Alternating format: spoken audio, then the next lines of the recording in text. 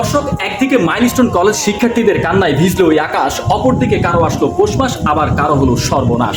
যেখানে ছিল জ্ঞানের ভান্ডার, আজ সেখানেই শুধুই হাহাকার। এদিকে এক একটা করে স্বর্গীয় ফুল শুধু ঝরছে, অন্যদিকে মানুষের মনুষ্যত্ব আধারেই থাকছে। জীবনের তৃষ্ণায় যখন খোঁজা হয় এক ফোঁটা পানি, তখন কিছু অসাধু ব্যবসায়ীদের মানবতা বিবর্জিত ব্যবহার আমরা সবাই জানি। এই যেমন 2 লিটার পানির দাম 60 টাকার বদলে 600 টাকা হচ্ছে হাঁকা। মানবতার পরিবর্তে তারা হৃদয়টাকে করলো একেবারে ফাঁকা। যেখানে শোকের দরদে করা উচিত ছিল স্বেচ্ছায় পানি দান, সেখানে বইছে হৃদয়হীন এক ঘৃণ্য বাণিজ্যের গান।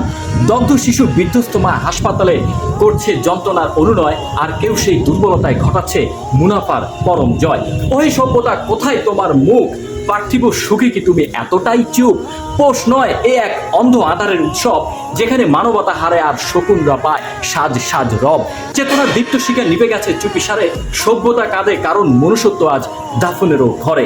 মর্যাদার গাছে ঝুলছে আজ লোভের ফলের ভার। এসব নিষ্ঠুরতা দেখেই কি আমাদের জীবন করতে হবে পার? তবে পরিবার, বিদ্যালয় ও সমাজের প্রতিটি স্তরে যদি সততা ও সহানুভূতি থাকে, তাহলে হয়তো সভ্যতার অবক্ষয় থেকে আমাদের মুক্তি মিলবে।